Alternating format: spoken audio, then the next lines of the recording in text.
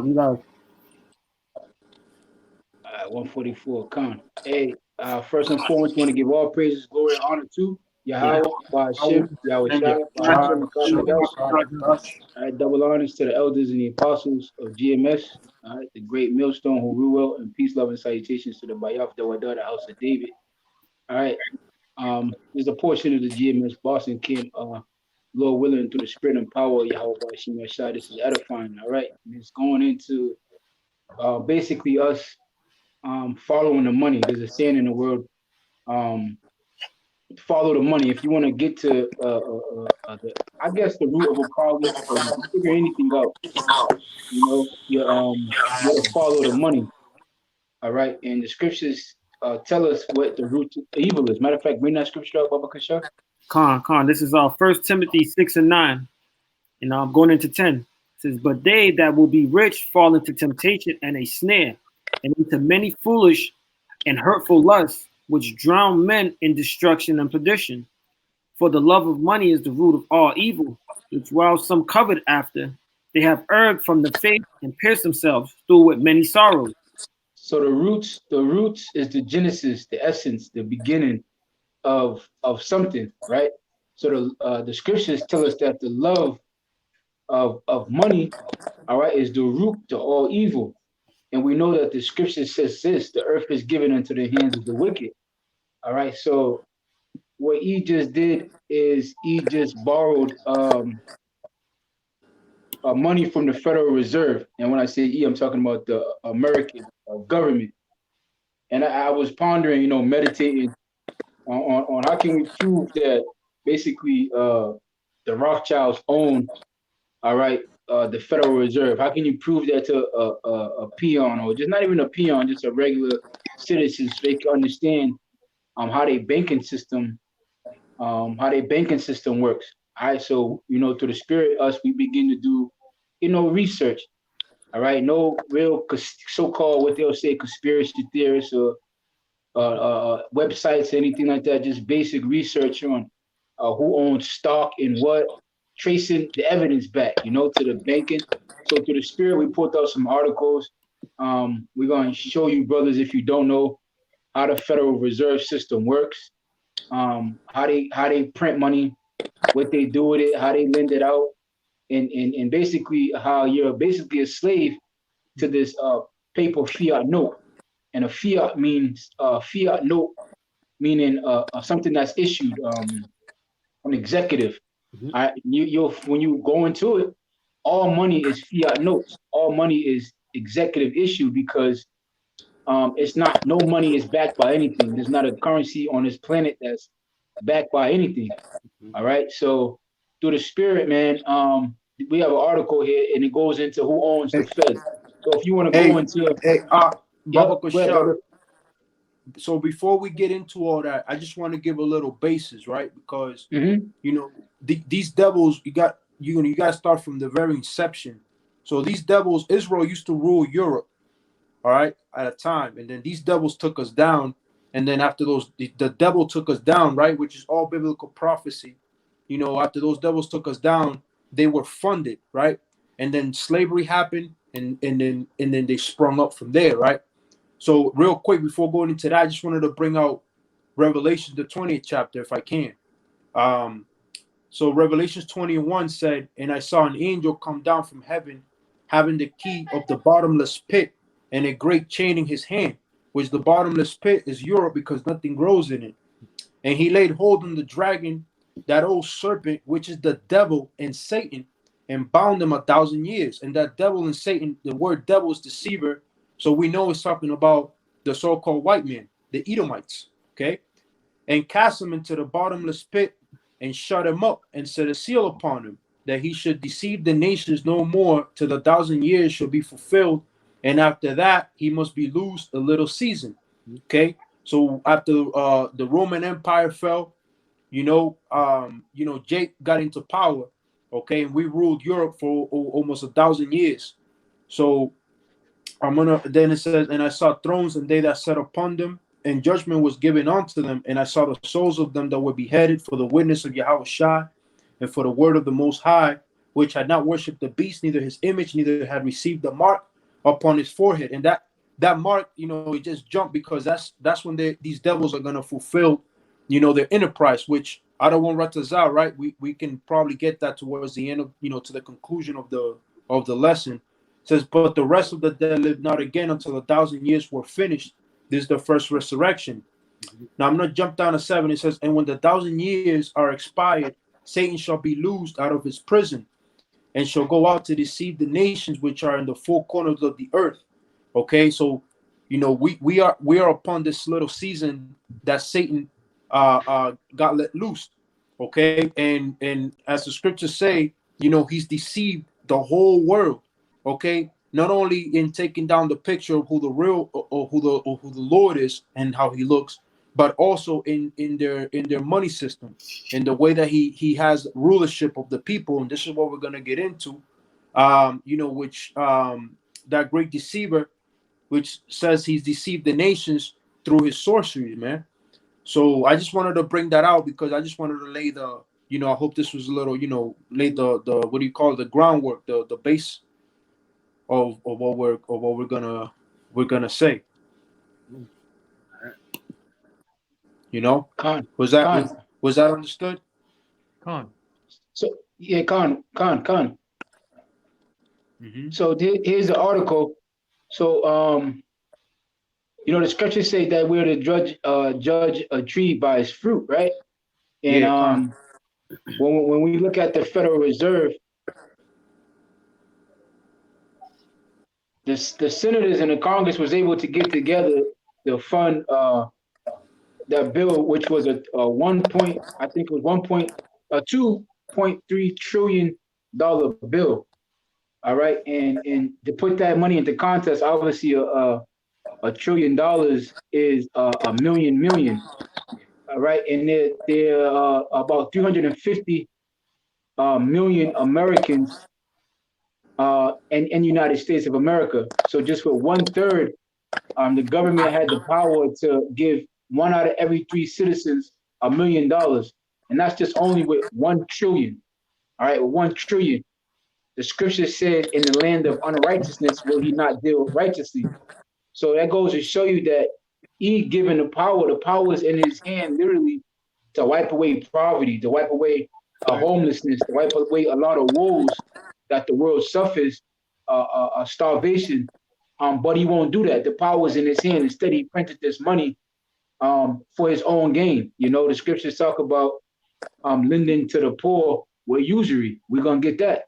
The scriptures talk about the enslavement in which these demons, they told on themselves, pursuing a prophecy. Their own tongue fell upon themselves. So these same men that we're going to link to the Federal Reserve and these same banking institutes, which got bailed out in 2008, which was later dubbed the Great Recession. And a recession, by the way, is 2 consecutive quarters in which Eve records losses in banking, losses in profits, losses in stock. So stock's the water, bro. So that's the official definition of a recession. All right. And then when you go into when we go into that recession in 2008, there's a number of banks that they bailed out. J.P. Morgan was one of them. Bank of America was another one. New York, J.P. Morgan, Wells Fargo. Wells Fargo was one of them, and then so now when you link up some of these banks, these little banks. You say something, bro? Oh no, I was just mentioning another one, Citigroup. Also, that's another bank. Yep. J.P. Morgan Chase. J.P. Morgan. Now, when you, Karal, can you look up the shareholder of J.P. Morgan? Look up who, if you could just type in Google who owns the most stock of J.P. Morgan. Now, see, now this is all information that you brothers and few sisters that I watch can Google, and through the spirit. We're going to tie all of this together, all right? Right. So when you type in the majority of shares of J.P. Morgan, what's going to pop up is our friend Warren Buffett. Hold on. You could type in the 6 shareholders of. You had it. You go down, bro. Go down. You had I think it was down, bro. Oh, right here. All right, Yep, right there. Yeah.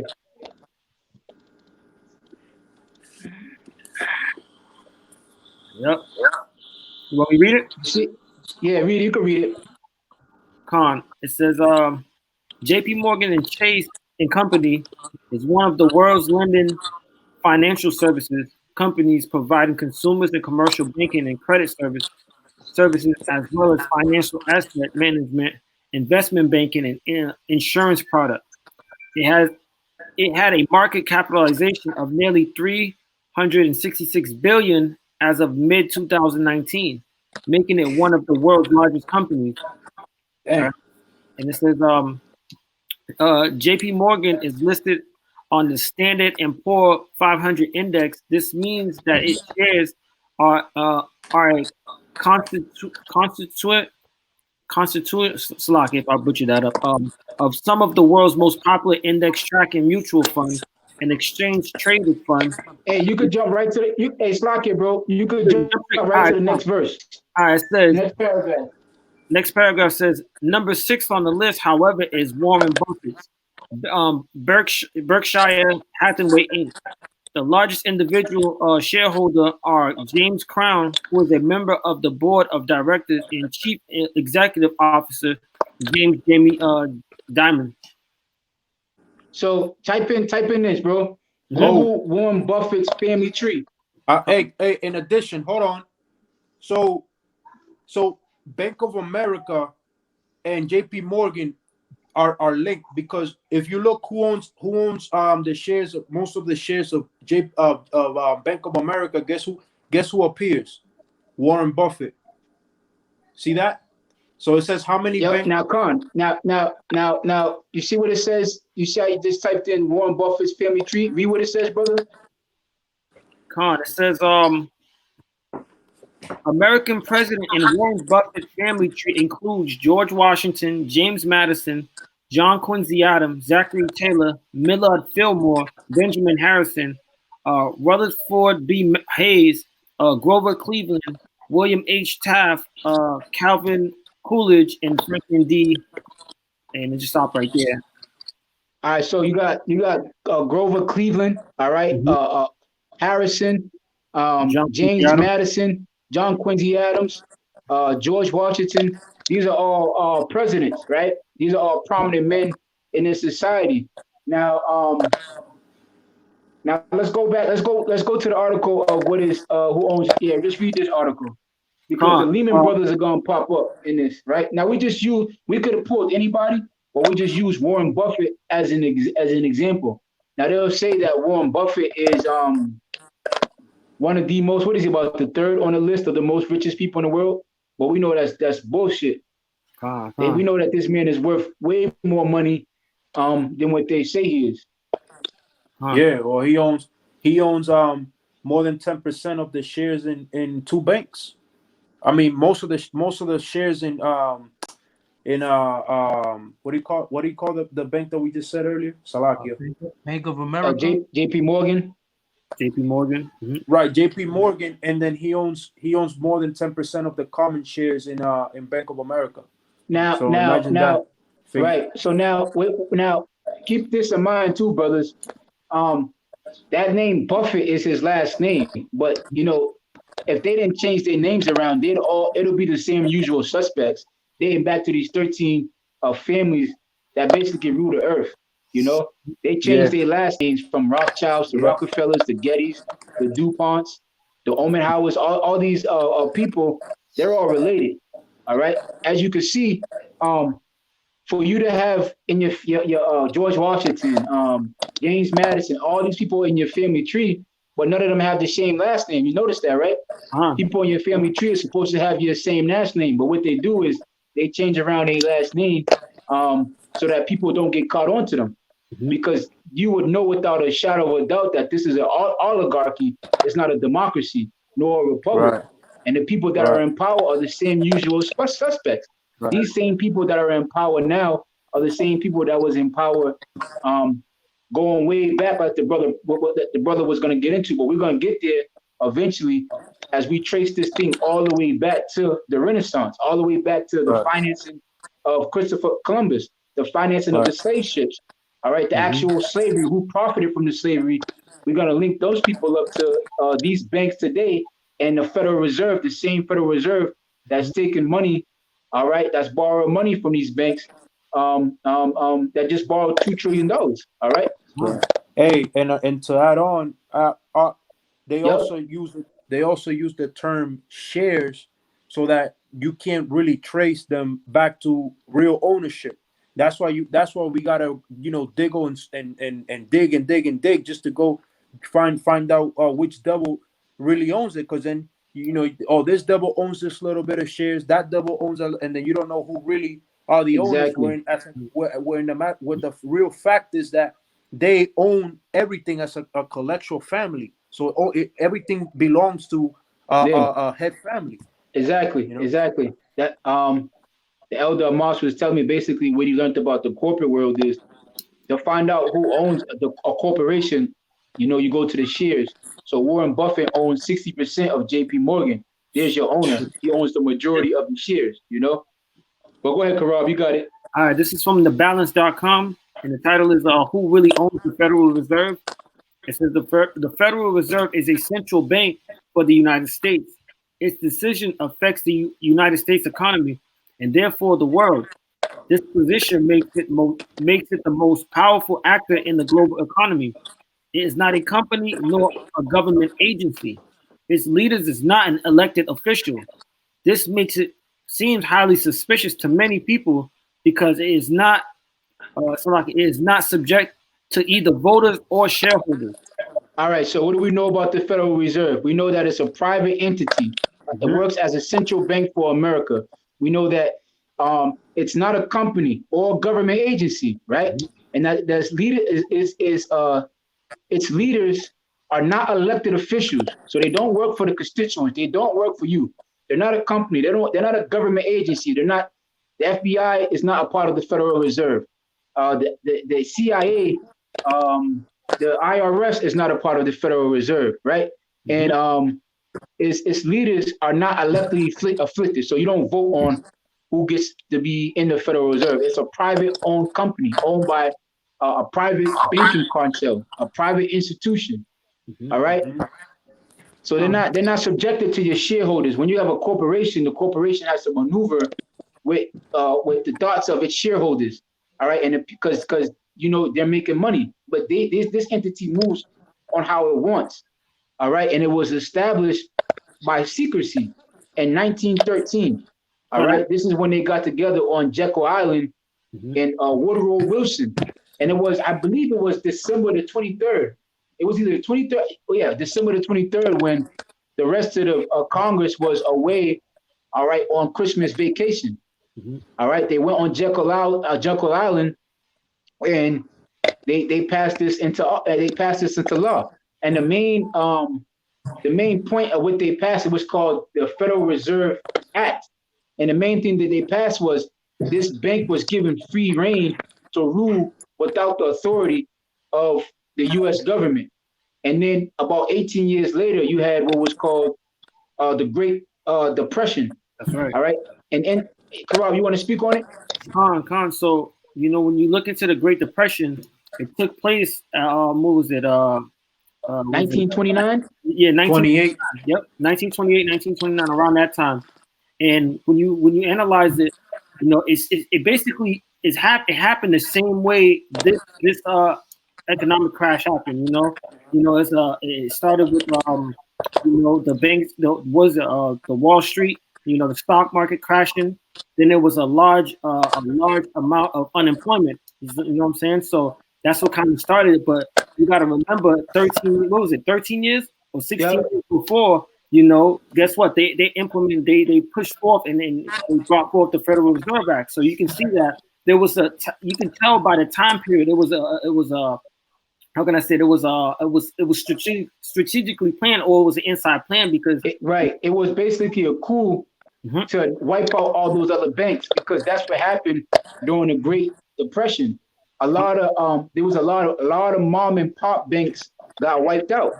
All right, because they had centralized their money, they left their guys in. And it's the same thing with the Great Recession. There were certain banks that didn't get bailed out. They were too big to fail as well, but they didn't get bailed out. What they did was they bailed out their guys, and they left those guys to rot. All right, you could go back, brother. Go back to the article. Yeah, I'm gonna bring this down real quick. I'm gonna just put it up.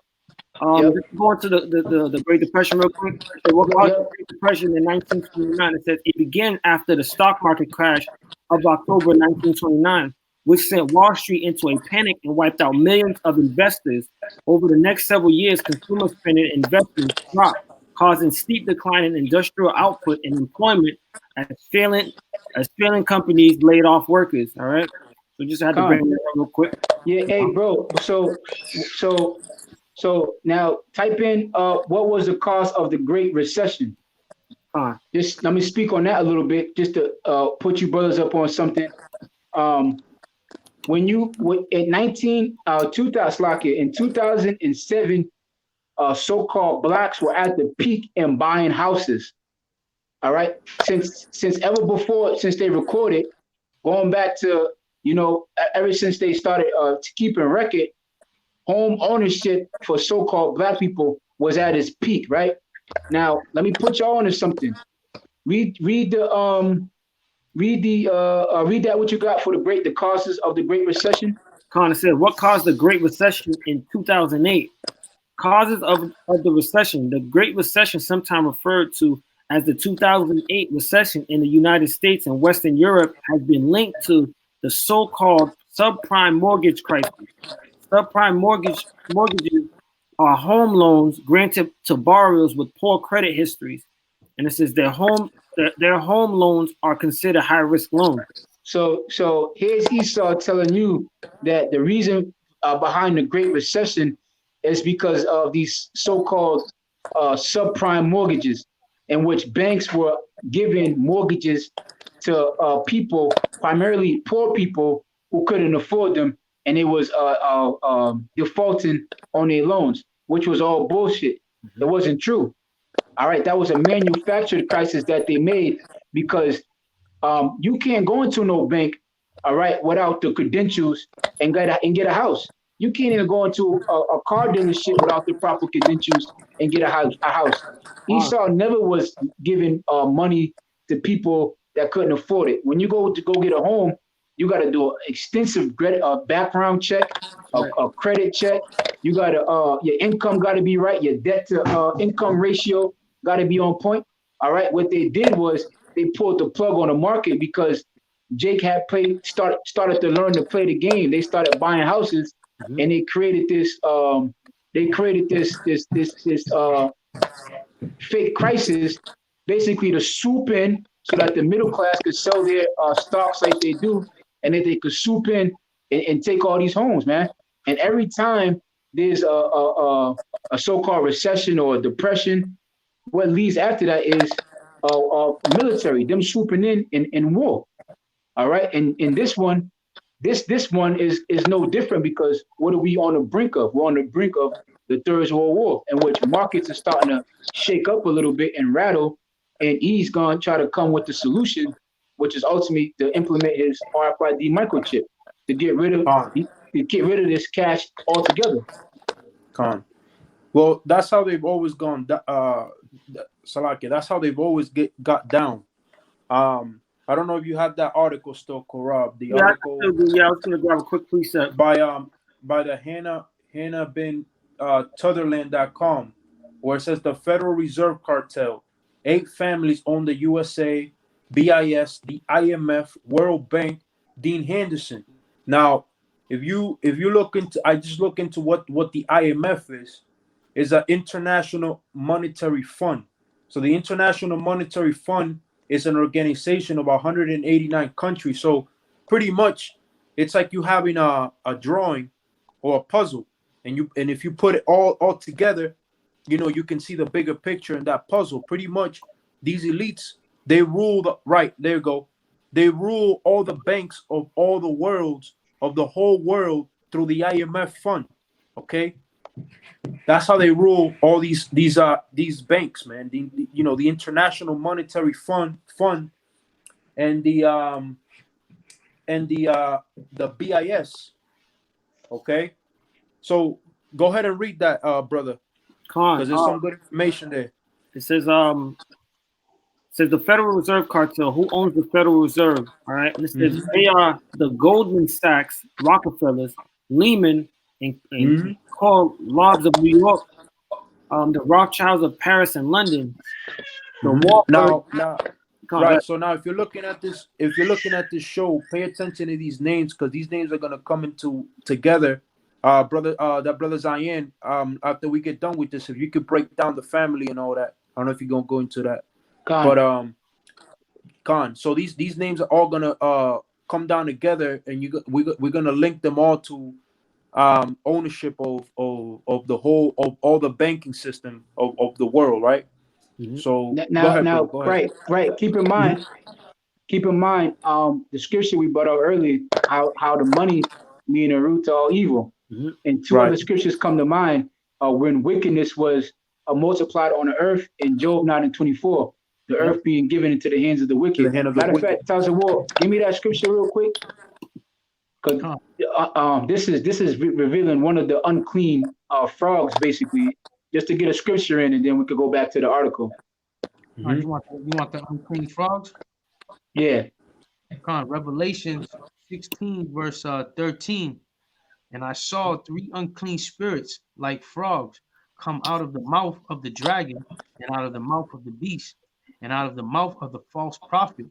For they are the spirits of devils working miracles, which go forth unto the kings of the earth and of the whole world to gather them to the battle of that great day of God Almighty. Right, and one of the unclean spirits and the frogs and the deceiving spirit that we're bringing to light is the financial district, the financial aspect of so-called white supremacy, i.e., power structure by way of his finances, which is all fiat, which is all fake. It's an illusion.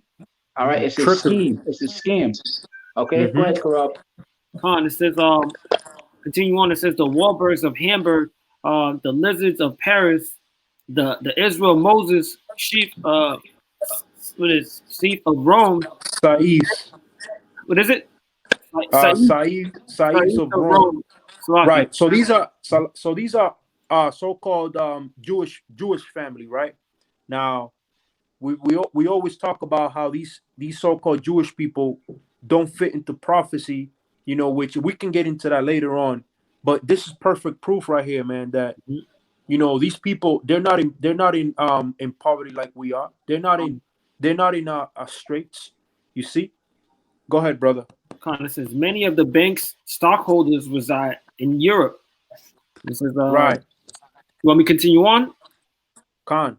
All right, so I'm gonna jump on down. It says instead of 8 family powers was escalated.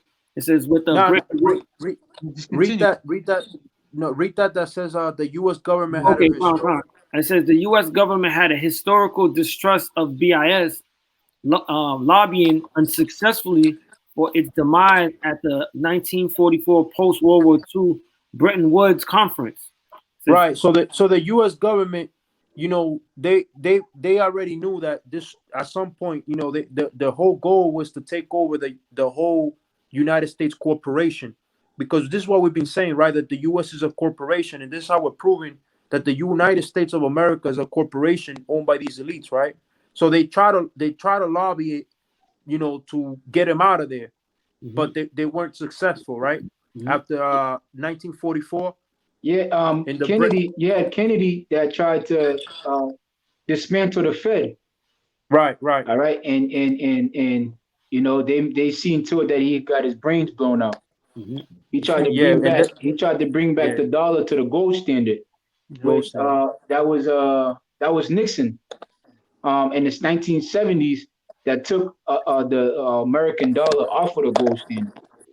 All right, and then Lincoln tried to bring it. Not Lincoln. Kennedy tried to bring it back, and they blew his brains out. Mm-hmm. These are the same banking cartels that were behind that. Plenty of documentaries on Daddy Bush, okay, and all the men that was involved. All right, with that, these same cartels that we're speaking about. But go ahead, brother. Con. All right, so hey, not to mention too, if you look at the time period, that's another thing you got to look at, the years, because what it says that the Federal Reserve Act was pushed in 1913. You know what I'm saying? So it's showing you the progression of how they're going about it. You know what I'm saying? So instead of 8 family, power was escalated with the right. Hold on there. So that word exacerbated, right? Exacerbated, Slakia. Exacerbated. So the meaning of exacerbate is to make a problem, bad situation, or negative feeling. You see that? Mm-hmm. So this is how they get down, man. So they make a problem, right? And then they say, look, here's the solution. So that you can keep us in power like you need us. Yeah. See that? That's what they did. So it says instead the 8 families power was exacerbated with the Bretton Woods creation of the IMF and the World Bank. So they came up with the solution in the IMF and the World Bank. So that's when they made America be part of the IMF and World Bank. Mm-hmm. You see that? So this is how they rule the whole world. All the banks the majority of the banks of the world, except probably Iran and China, which is the reason why they're going to war with Iran and China now. Mm-hmm. But that you see what we're getting at is that these devils, the way they get down is they create the problem and then offer up the solution. Okay. It says Bretton Woods became a boon to the 8 families. The IMF and the World Bank were central to this new world order. Right. So bro, let's go to the article that we got. Which one? With the Lehman Brothers? Hold that. Oh, the that one right there, the structure, right? The shot, con. Is the Lehman Brothers here? Yeah, they are. They are. Yeah, they are. All right, so you want to read? You can read that out.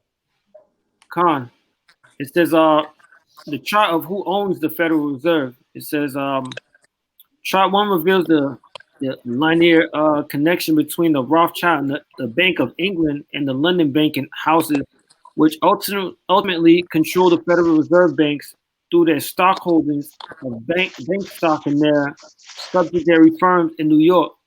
The 2 principal Rothschild representatives in New York, J.P. Morgan and Kahn, Loeb and Company, were the firms which set up the Jekyll Island Conference at which the Federal Reserve Act was drafted, who directed the subsequent successful campaign to have the plan enacted into law by Congress, who purchased the controlling amount of stock in the Federal Reserve Banks of New York in 1914. As these firms had their principal officers appointed to the Federal Reserve Board of Government and the Federal Advisory Council in 1914. In 1914, a few family, blood or business related, own and controlling stock in existing banks, such as in New York City, caused those banks to purchase controlling shares in the Federal Reserve regional banks. Examination of the chart and text in the House Banking Committee staff report of August 1976 and the current stockholder list of the 12 regional Federal Reserve banks show the same family control. Right. The 12 regional banks, there's one here in Boston, there's one in New York, there's one in Dallas, there's one in San Francisco, there's one in Atlanta, Chicago, Kansas City. All right. And this is basically they put like a diagram of a tree, all right, that talks about these banks. You see JP Morgan and Company in the middle. The Rothschilds at the head of the helm. Yep. You see the Lehman Brothers, right? Yep. The Lehman Brothers of New York. Now go to the article. Come on. Here we go right here. Read that title. It says 15 major companies you never knew profited from slavery. What's the call that article Baba Kashaw? Where's that from? What source? From AtlantaBlackStar.com. Okay. What's the first one? It's the first one goes into Lehman Brothers. Right here. And it says Slovakia. Yep. It says what the heck is this? I got you, bro. I got it right here. All right, go ahead, bro. Khan, the Lehman Brothers, whose business empire started in the slave trade, recently admitted their part in the business of slavery. According to the Sun Times, the now defunct financial service firm acknowledged that its founding partners owned not one, but several enslaved Africans or Israelites during the Civil War era, and that in all likelihood, it profited significantly from slavery. Continuing on, this is the sad part of our heritage. We're deeply apologetic. It was a terrible thing. There's no one sitting in the United States in the year 2005. But that was the point right there. They pretty much said they had their hand. They profited off the. The scripture said, what does the scripture say? The tongue shall fall upon themselves. Mm-hmm. I got a precept. Go ahead, brother. James 5:4. Oh, you got to start at 1. Yeah, Con. Okay. I got it. James chapter 5, verse 1. Go to now, ye rich men, weep and howl, for your misery shall come upon you. Your riches are corrupted, your garments are moth-eaten, your gold and your silver is cankered, and the rust of them shall be a witness against you. You shall eat your flesh as if it were fire. Ye have heaped treasure together in the last days. Behold, the hire of your laborers who have reaped down your fields, which is of you kept back by fraud, crieth, and the cries of them have reaped into the ears of the Sabaoth. So going back, it says, go to now, you rich men, how your misery shall come upon you. All right, so these people that's been profiting off of slavery, that's been basically, that live deliciously, you know, the future is going to be dark for them.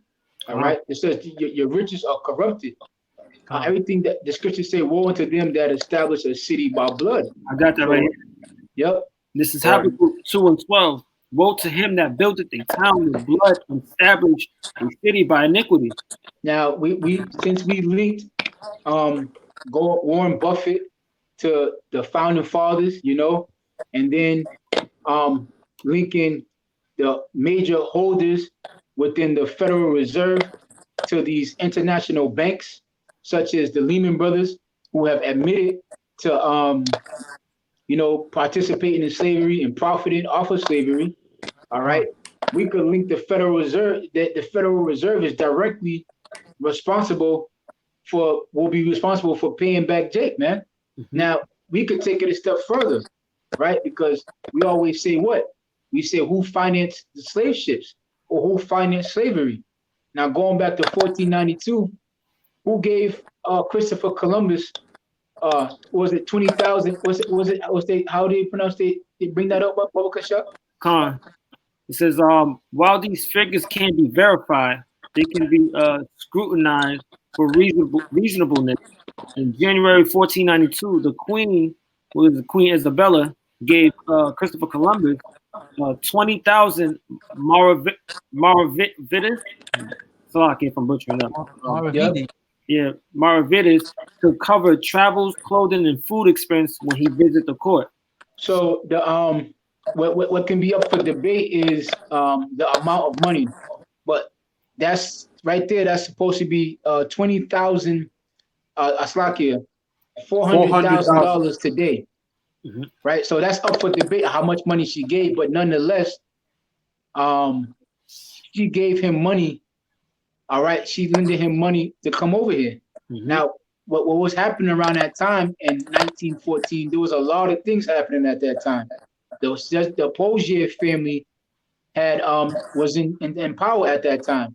Also, that was the year when Spain destroyed the last of the Israelites that was in Grenada. All The right, Moors, and this, right? huh? Was it the Moors, right? That's right. Yeah. So this is the time in which he did what? He started to dust himself off and come back into power.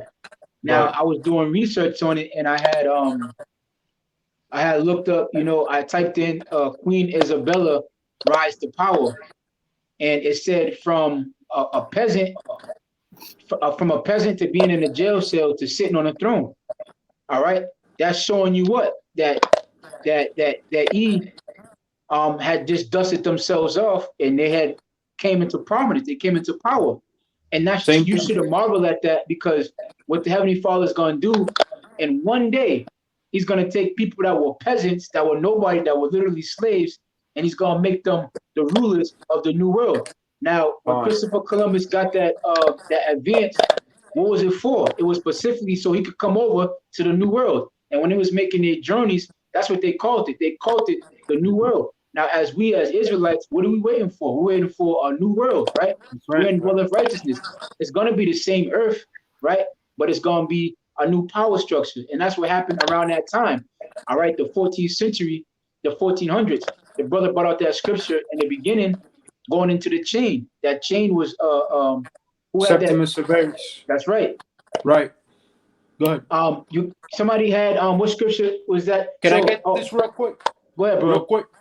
Ecclesiastes 10:7. I have seen servants upon horses and princes walking as servants upon the earth. Yeah, as you mentioned, the Lord turned the bases of men in 1 second, turned it around. Yeah. Turned it around. That number, when you look at that number 1492, it plays a big role. And when you watch that movie, 1492, which was the movie of Christopher Columbus, what was they doing in the beginning? They were taking down the images of Jake, and they were putting up the images of Cesare Borgia, going back to the Renaissance, which is what? The new birth. All right. And also that movie, Salakia, that movie, what is Apocalypto, where at the end you see the ships with the Edomites on the coast, and that's the end of the movie, man. That represented the what? Basically the end of Israel. Being right. Right. Now, what's that? That's 2nd Ezra 6 and 9. I got it right here, bro. Go ahead. All right. This is 2nd Ezra. I'm gonna start at 7. This is 2nd Ezra 6 and 7. It says, "They answered I and said, What shall be the parting asunder of times, or what shall be the end of the first and the beginning of it that followeth?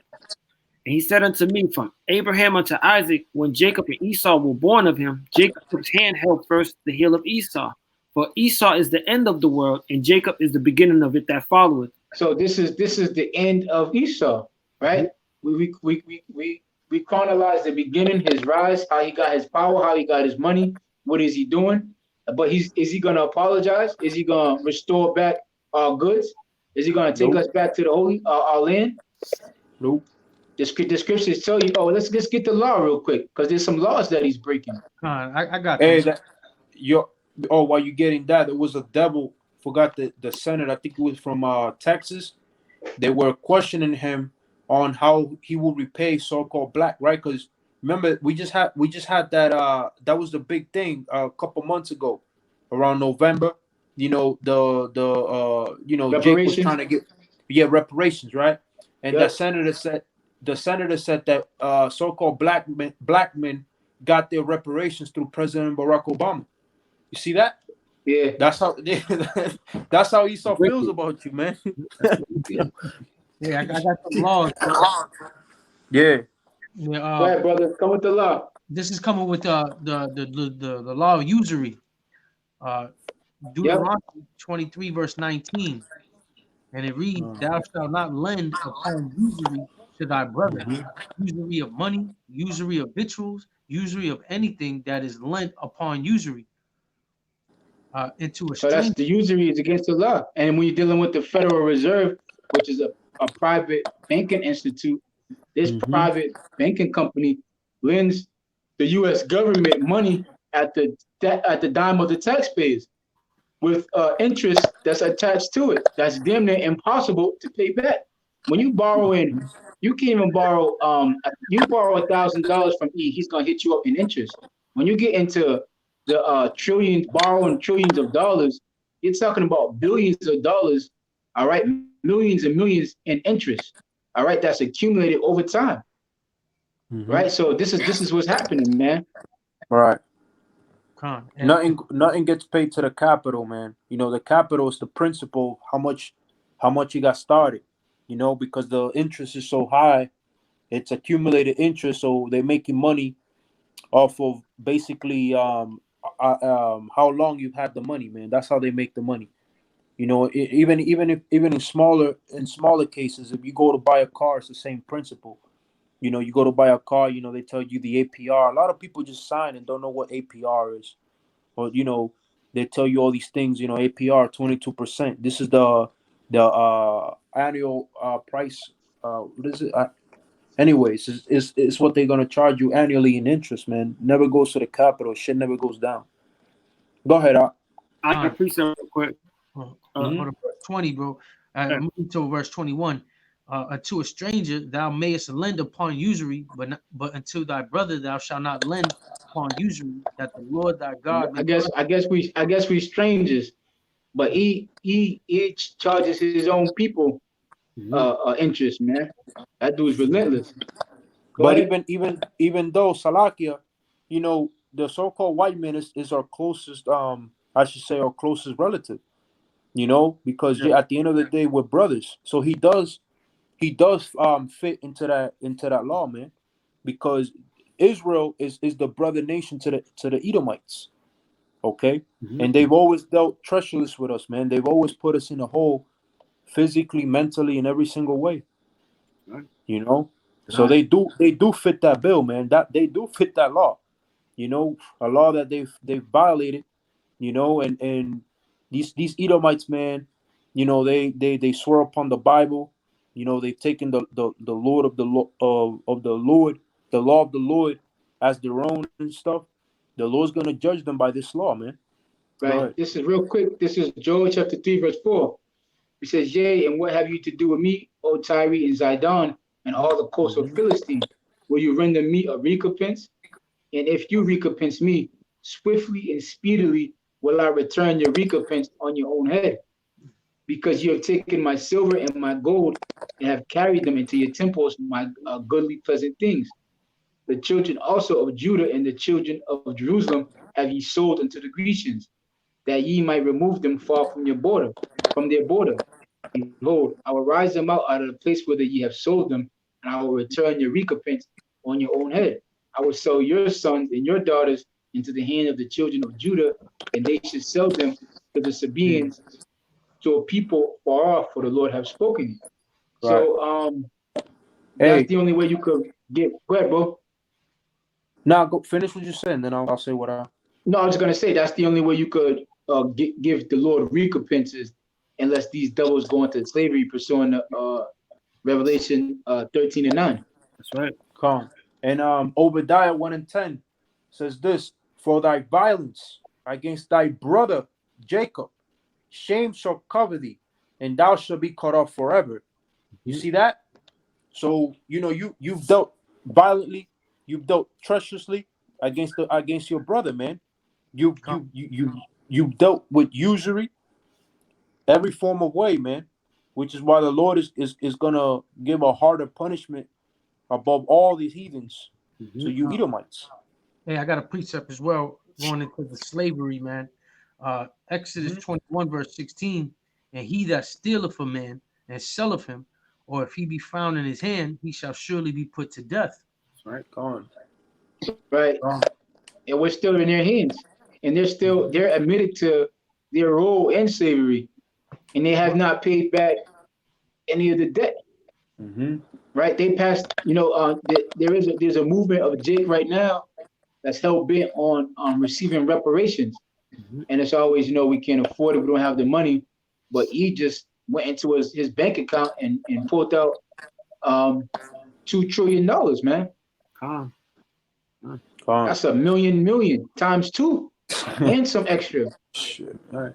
right? And some extra. Literally, he has enough money to make everybody a millionaire, man. He just deposited enough money out his bank account to make every U.S. citizen a millionaire overnight. That's the power he possesses. You know, not just the U.S. citizens, but the whole world. Yeah. You know, because we're talking about they own the monetary. No, I'm just talking about the numbers. I'm talking about the numbers that they just pulled out from the trillion. He has, you know. So, yeah, and then primarily I'm talking about Jake. You know. He'll be straight. Go ahead, bro. This is Proverbs 22:7. It says, "The rich ruleth over the poor, and the borrower is servant to the lender." So yeah, you see, the borrower. That's why we're in slavery. That's right. A financial debt, a financial burden, financial shackles that we can't get out of. It's impossible to get because we don't have a lender. They're not giving us the capital we need to so-called pull yourselves up by the bootstrap. Right, the game is completely rigged.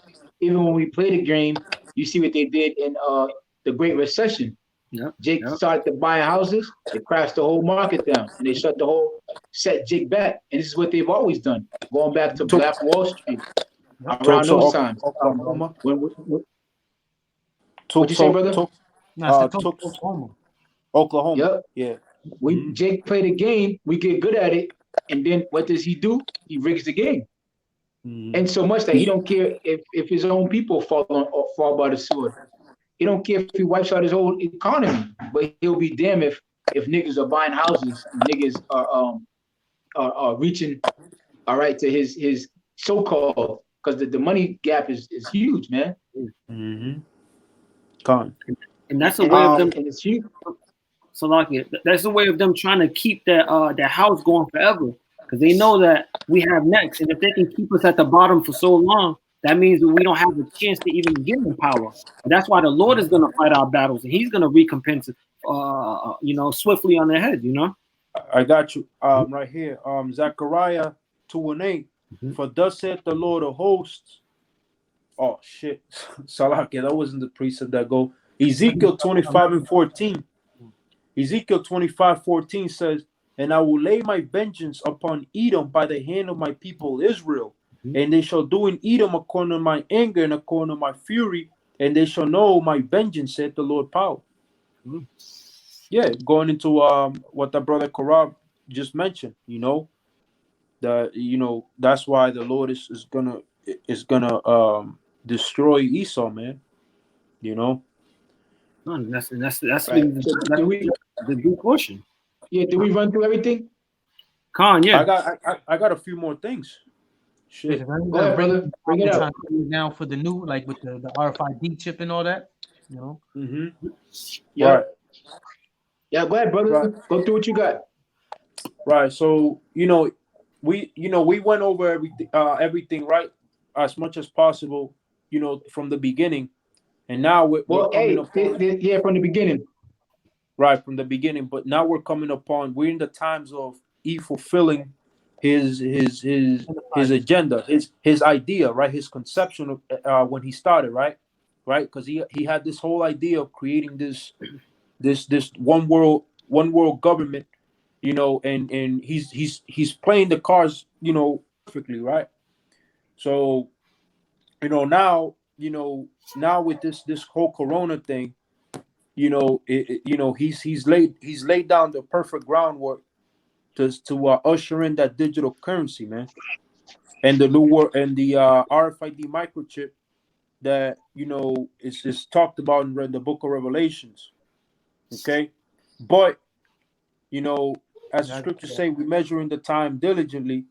We know that when he tries to do that, the Lord is gonna come back, and the Lord is gonna smite the spoon out of E's mouth.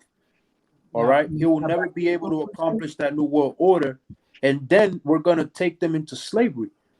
Okay, as it is written, "He that leadeth into captivity shall go into captivity." So the so-called white man, has captivity to look forward. All right, and it's gonna be a brutal captivity. Now I want to read Luke 16, And right, because at the end of the day, all of this happened because of the two major roles in the Bible, right? Which is Jacob and Esau, man. The whole trajectory, the whole history of the world, the way that it changed and the way that it went is all because of Jacob and Esau. All right. So I'm gonna read Luke the 16 and 20. It says, and there was a certain beggar named Lazarus, which was laid at his gate full of sores, and desiring to be fed with the crumbs which fell from the rich man's table. Moreover, the dogs came and licked his sores. Or you want to break that down, Zion, for me? And then yeah. So go back to the top, Baba Kasha. Says, and there was a certain beggar named Lazarus, which was laid at his gate full of sores. The beggar represents Israel. All right, which was Lazarus. Lazarus, the beggar. Go ahead. And desiring to be fed with the crumbs which fell from the rich man's table.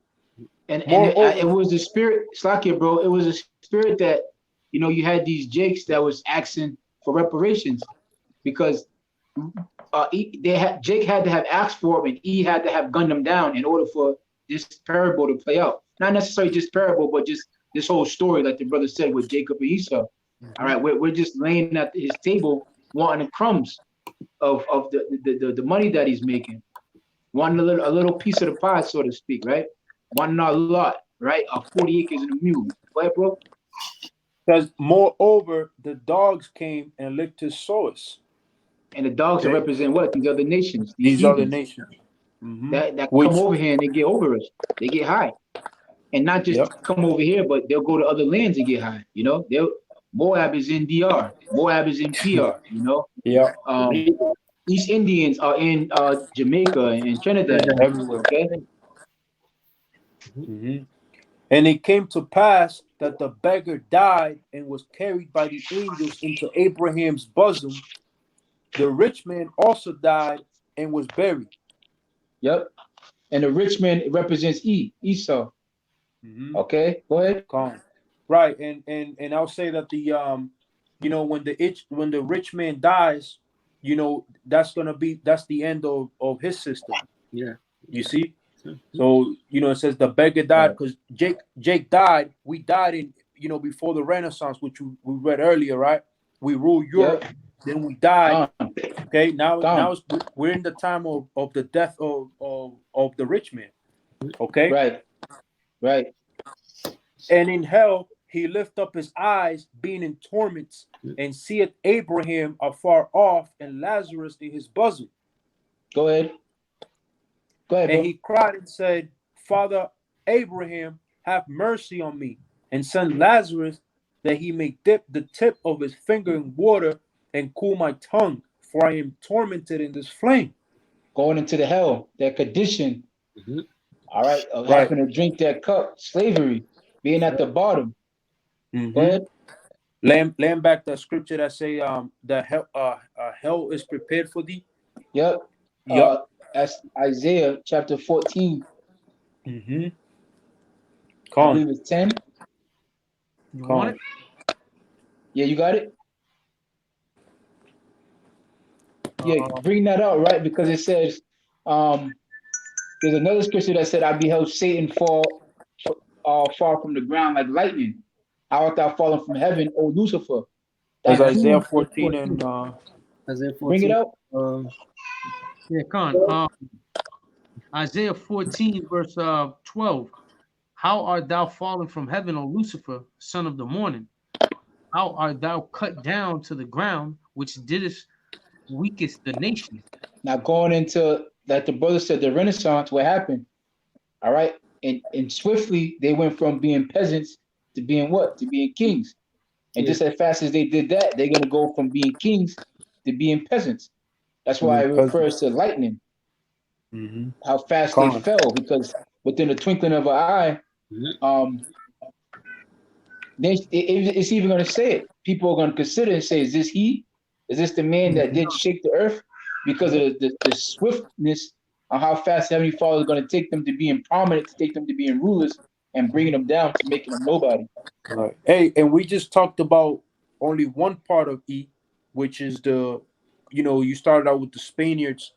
The Queen Isabella was a slave, but we also forgot to bring out about the Bowers, which the Bowers was the other counterpart of Esau in Germany, which the name Bauer also means peasant. You see that? Now, going into also to the Slavics of Europe, which means slave. Slave. Slavic is a slave. Go ahead. Continuing, Isaiah. I think, hey, DeBar, that was what you was bringing up, the social construct and yeah, the right. identity. That's the only way that they could have come up, because everybody knew who he was, man. So the only way to, just like the same thing that King, who was that king that tried to get everybody to follow after his own law so he won't be differentiated? I always forget his fucking name. Who? Antiochus. Just the same tactic, so he won't be signaled out. He had to put a social stigma of greatness on so-called white, okay, going by the skin color, when we know that your nationality is not determined by the color of your skin, but is determined by your forefathers. Go ahead, brother. Isaiah 14 verse 13, for thou hast said in thy heart, I will ascend into heaven, I will exalt my throne above the stars of the Most High, I will sit also upon the mount of the congregation in the sides of the north, I will ascend above the height of the clouds, I will be like the Most High, yet thou shalt be brought down to hell, to the side of the pit, they that see thee shall narrowly look upon thee and consider thee. They that see thee shall narrowly look upon thee and consider thee. Go ahead. Saying, is this the man that made the earth to tremble, that did shake kingdoms? Yeah, he made the earth to tremble. He's the one who weakened the nations. Right? So if the Hamites were to go down, ain't nobody gonna consider them, narrowly look upon them. They were already down. Right. It's the Israelites are already down. We're already down. Ain't nobody gonna look at us and say, be surprised at us, but they would be surprised at our rise. Go to the top, 14-2, Baba Kashar. This is the reason why they're gonna be surprised. It's gonna tell you. Get that, DeBar? What? Isaiah. Right. 14, go ahead. Isaiah 14 and 1. Well, he said 2, right? Yes. So that's the top. Yeah, Isaiah 14 verse 1. For the Lord will have mercy on Jacob and will yet choose Israel and set them. Salakia. Satan. Hold on, bro. Just resetting my app. Hold on, bro. I got it right here if you want me to bring it up. I got it. Isaiah 14 verse 1. Salakia again. For the Lord will have mercy on Jacob and will yet choose Israel and set them in their own land, and the right. And all this happened, man, because at the end of the day, Eve's just a whipping stick of the Lord, because we as a nation, we went off, man. Like we said earlier when we were talking and studying that Cristobal Colon was led by the stars that he saw in heaven. So the Lord purposely delivered Christopher Columbus to the Americas so that he can get the Northern Kingdom, all right, that was already here in the Americas, man, in Arsaret, okay, when we fled. Huh? It was divine intervention. So at the end of the day, man, we couldn't escape the hand of the Lord, man, because of what we did, but the Lord, right. The Lord is perfect in all His ways, man. I want to bring out a precept to back you up. They said it was manifest destiny, and it was. Jeremiah chapter 51, verse 7. Babylon have been a golden cup in the Lord's hand that made all the earth drunken. The nations have drunk of a wine, therefore the nations are mad. So right. America, the Lord had made America prosperous, man.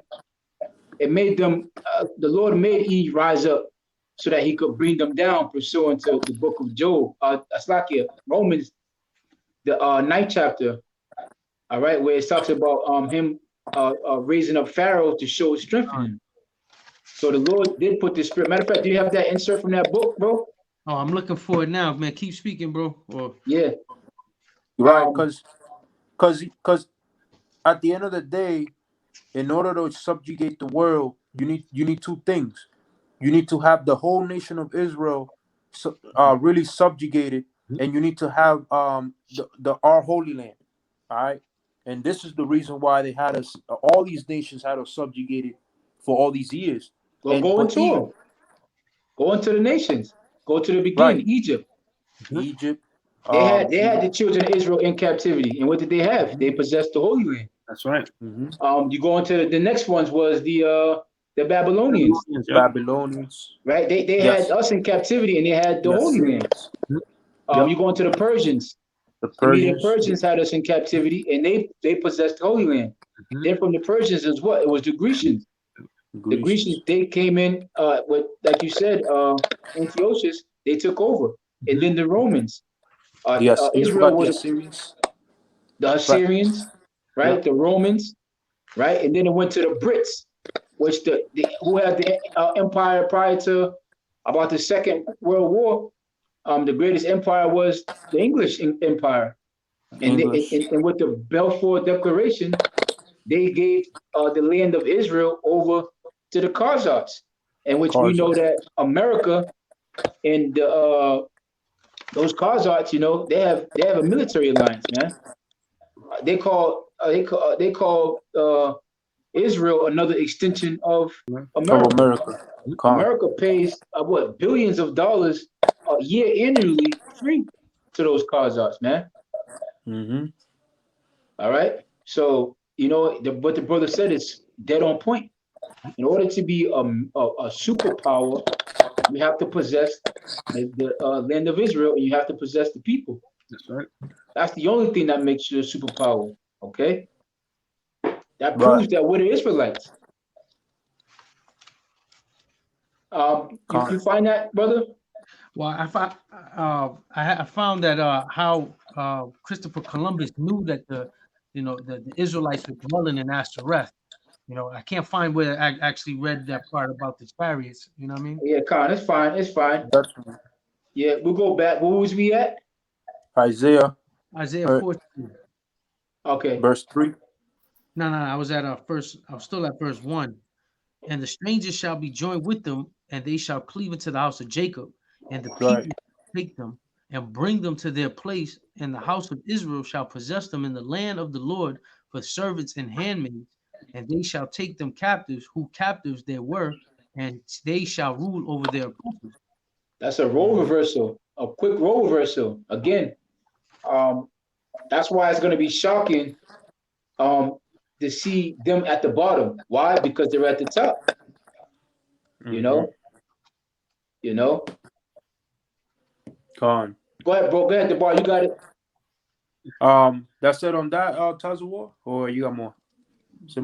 That's it on that. Yeah, that's it. All right. So I'm gonna finish off the Luke 16. Okay. Right. Yeah, come. You can keep breaking it down because I'm gonna be reading it. Okay.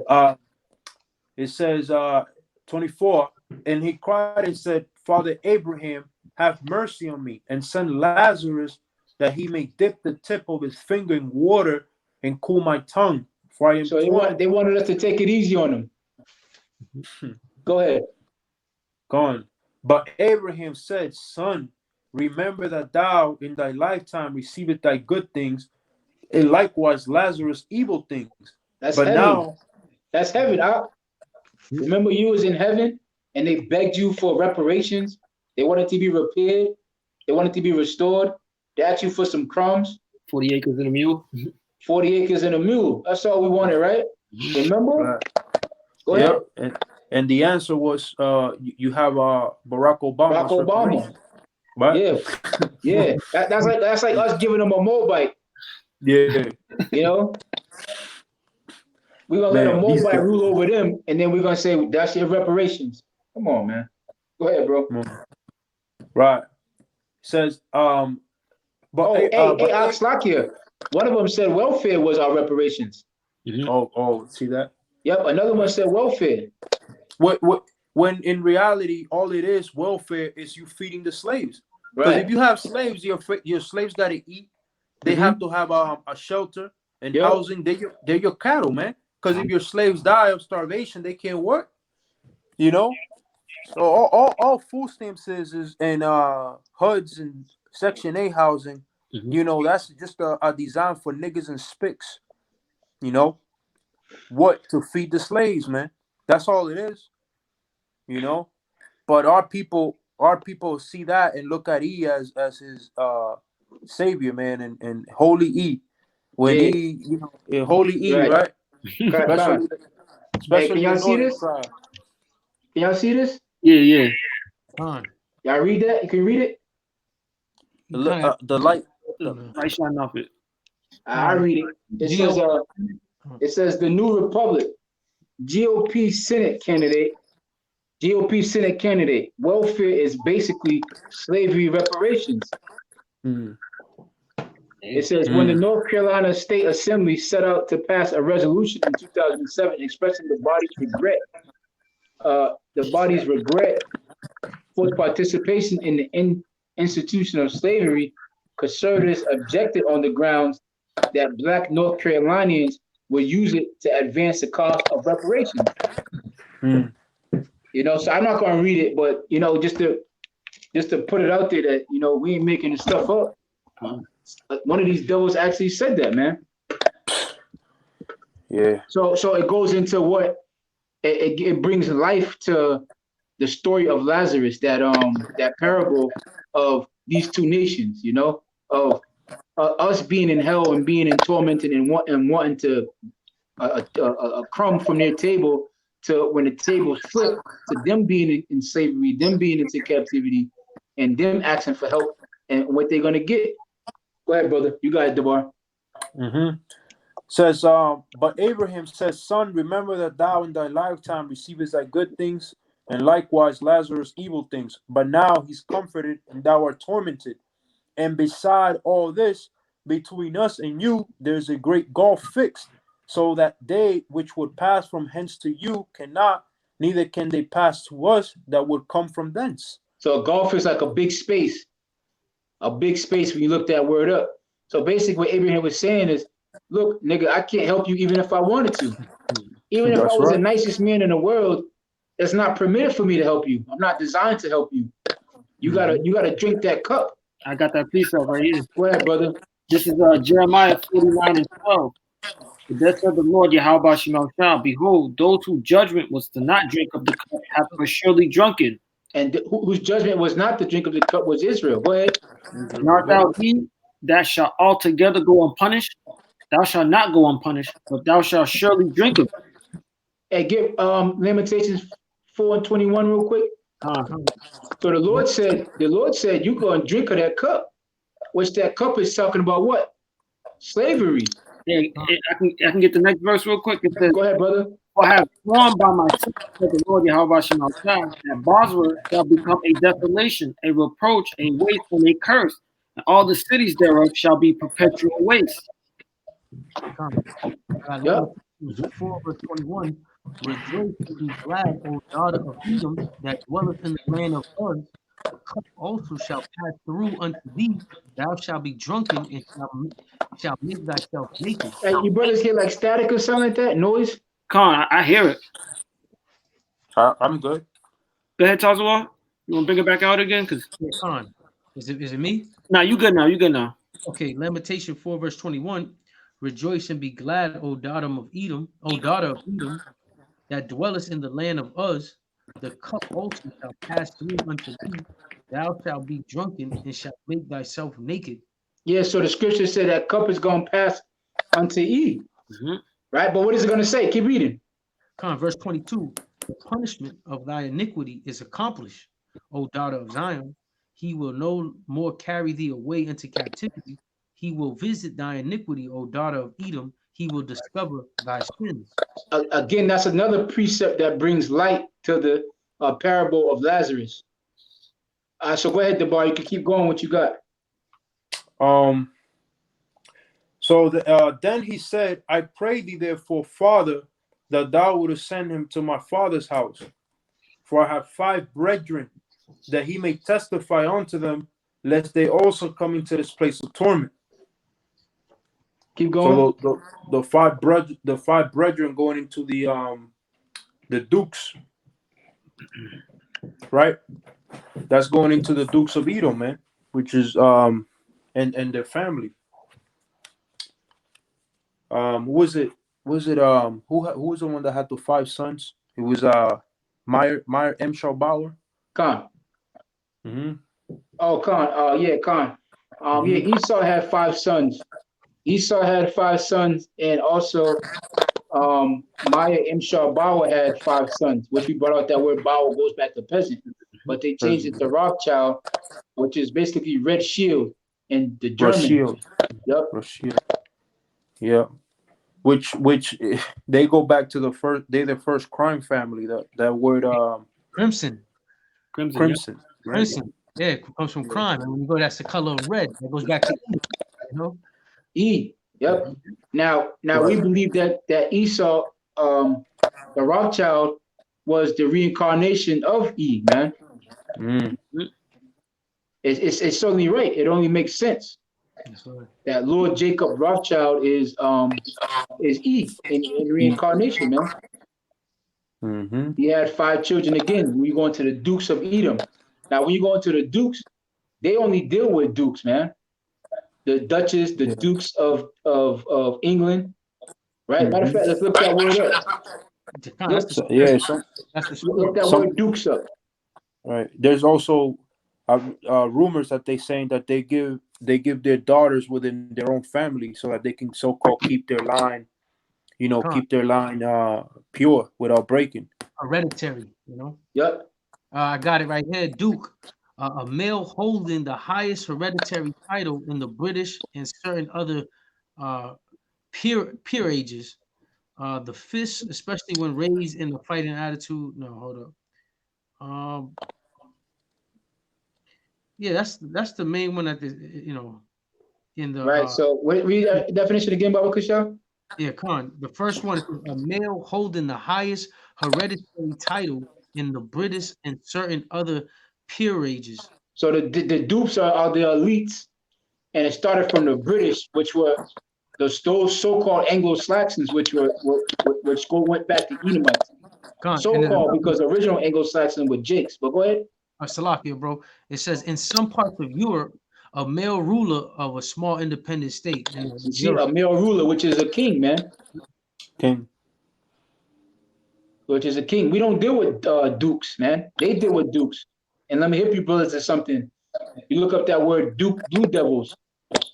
That's that who does that go back to? It goes back to E. That's E basically snitching on himself, man. All right. Come on. All right, what else you had, Debar? Says Abraham said unto him, they have Moses and the prophets, let them hear them. And he said, nay, Father Abraham, but if one went unto them from the dead, they will repent. And he said unto him, if they hear not Moses and the prophets, neither will they be persuaded, though one rose from the dead. Yeah, in other words, yep, go ahead, brother, you got it. Right. In other words, it's impossible. He is never gonna change his ways. You know, even if somebody, see, it says it, even if one rose from the dead. But go ahead, Zion. No, what was I was gonna say what you just said. You heard? Khan. Yeah, I was just gonna say what you was gonna say, bro. You got anything else over there? Hey, did you say you want to bring it to how they're gonna try to rule with the RFID chip, right? No, I think we've got videos covering that. I don't know if brothers want to get into that, but hey, come on. we were just exposing the veins behind this body of E, man. Because this get Job 9:24. Yeah. Because that sums it all up, right? Yeah. Job 9 verse 24, the earth is given into the hand of the wicked. He covered the faces of the judges thereof. If not, where and who is he? Mm-hmm. I got one more precept. Yep. Zechariah 2:8. For thus saith the Lord of hosts, after the glory hath he sent me unto the nations which spoiled you. For he that toucheth you toucheth the apple of his eye. Right. And that's what he did. He touched the apple of the heavenly Father's eye. So there's consequences for doing it. You know, he's the wicked, man. He's the wicked. Again, that $2 trillion stimulus package is the ultimate sign, man. When the wicked are in authority, the world mourns. Your congressmen that you voted into office, that's, you know, that you're their constituents, they represent you. They agreed on borrowing money from a private institution, and there was nothing in it concerning the poor. There was nothing in it concerning homelessness. They always talk about the middle class. Well, what about your homeless population that's out of control? Right? What about the poor? Nothing about the poor in there, right? You literally have the power to make everybody well off. Hit everybody with $500,000, 300,000. Picture that. At least we're talking about you pass something to give everybody $1 million, but you didn't even hit nobody with 50,000. You know, 25,000. All right. A half $1 billion going to corporations. What do you need that for? $350 million going to small businesses. $100 million going to hospitals. You gave $12,000 to each citizen with stipulations, pending they don't have child support or anything like that. But nonetheless, after a month of being out of work, that money won't even cover the rent. So you told that to people to juice them up, because the corporations and the big boys, they know damn well they're gonna get their money right back. That money got to go to a light bill, which is owned by the Rockefellers. That money got to go to rent, right? That money got to go to so you giving that money right back, and you're gonna pay more taxes, all right, if this thing continues to go on. Your tax rate just shot up because again, there's interest on that money that's being borrowed, man. Ain't nothing free. Especially Esau ain't just gonna hand you nothing for free. That's right. You goddamn right. Yeah, I got one more, man. Go ahead, bro. Job 20 verse 5, that the triumphant of the wicked is short, and the joy of the hypocrite but for a moment. Though his eloquence. Right. You want to speak on it? Hey, this devil did this in 500 years. That's half a day. Look how much wickedness he's done in 500 years, bro. 500 years, this dude's turned the whole world upside down. And in 2020, the year of prophecy brought the world to the brink of destruction. Right. And I said this is all half a day to the Lord. So it is a short time. But when we get in our kingdom, it's going to be an everlasting kingdom. Many, many years of Lord years. Forever. Okay, we know forever. Ever. That's right. Hey, and E, you on your way out, man. It's clear as day E's on his way out, you know? Go ahead, brother. Though his excellency mount up to the heavens, and his head reach into the clouds, yet he shall perish forever, like his own dung. They're going to disappear. They're going to disappear off their face. They're going to be the only nationality of people ever in history to be annihilated off the face of the earth, man. That's right. To be completely annihilated. And they deserve to. Nobody's going to mourn them. The scriptures say the world is going to break forth into singing. Yeah. When he's gone. That's right. The animals, it's going to be like the Lion King. The Lion King is a perfect example of Jacob and Esau, man. When Jake was in power, you seen all the animals together in harmony, dancing, laughing, joking. You know, but when he took power, what happened to the kingdom? It was all messed up, man. Hyenas were in control. And when you look at it spiritually, Esau's a hyena. Because a hyena, the male, they deal with a matriarch system. We deal with a patriarch system. All right, he lets women, gives women control, gives them power. Hyenas kick out the husband out the pride, man. They kill him. And hyenas are bigger. Female hyenas are bigger than male hyenas. Yeah. So that movie was highly spiritual, man. Yeah, Jake was King Simba, man. You know. Yep. And that's when the righteous are in authority, the people are going to rejoice, man. Right. You know? Yep. Right. So the plants, you know, the little cartoons, how they have the trees, the plants dancing and whatnot and singing. Yeah. That's how it's gonna be. Snow White, you know. When we get back into power, everything's gonna be right. Right, because we deal with the laws, statutes, and commandments, man. You know, no matter what, that's our foundation. His foundation is his own twisted shit, man. You know, he doesn't have no regard for the laws, statutes, and commandments of the Heavenly Father, man. He's the wicked, man. You know, and we're gonna deal. What do you call? Damn, man, I don't know what's wrong with my mind, man. We're gonna deal righteously, even with these other nations, man. You know, the Moabites are gonna get their fair share according to the law. Right. You know, there's gonna be no more usury. There's not gonna be nothing, man. There's gonna be what the law says according to slavery, because we are gonna have these nations in slavery, and eventually they're gonna pay tribute to Zion, man. They're gonna be tributaries. You see? Con. Con. Can you read him? Yet he shall perish forever like his own done. And they have seen him shall say, where is he? He shall fly away as a dream and shall not be found.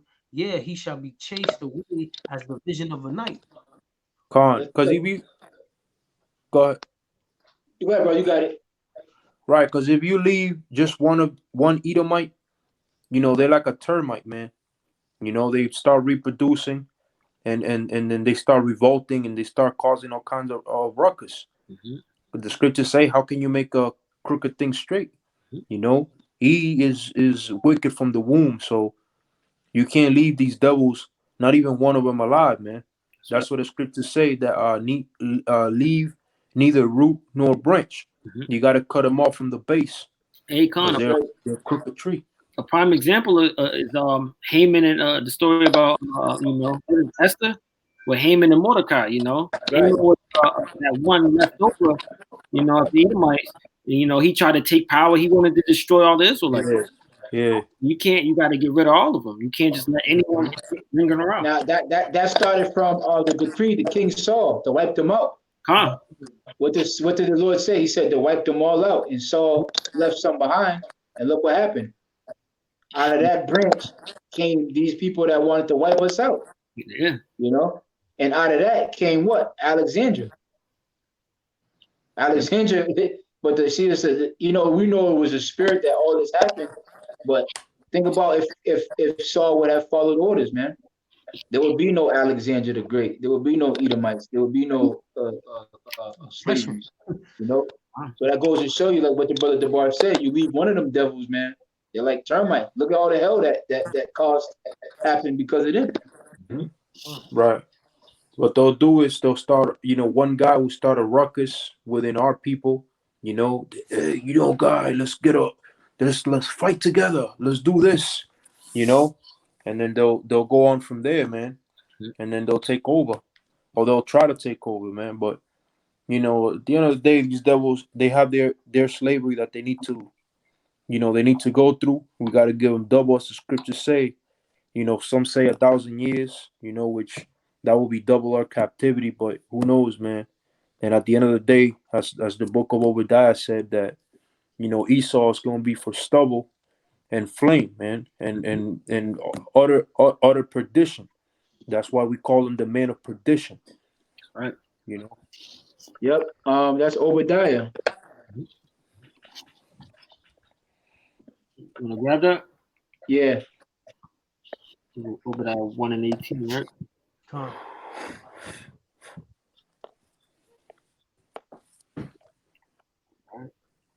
Y'all got it? Yeah, I'm getting it right now. This is Obadiah 1:18, and it reads, the house of Jacob shall be a fire, and the house of Joseph a flame, and the house of Esau for stubble, and they have kindled in them and devoured them, for they shall not be any remaining of the house of Esau, for the Lord Yahweh Shah has spoken it. Thus said the Lord, man. Right. It's over for Esau, man. Thus said the Lord. And that listen was an hour and some change, but and that alone is reason for you people to be completely destroyed. That's right. You know, the brother brought out a couple of laws, and that's good enough for you people to be destroyed. So we hope and pray that was edifying. We brought out information concerning his financial structure, his the monetary system arm of so-called white supremacy, how they just one of the frogs on how they have a grip around on the world, man. And it's our job to expose them, to continue to circle the walls of Jericho till this place cracks, and it is cracking. Heavenly Father is bringing plagues on this place on all sides, man. On all sides, he's bringing plagues and he's exposing them to who they are. All right, so with that, man, we want to give all praises, glory, and honor to Yahweh, double honors to the elders. Shalom to you, brothers. Shalom. Shalom.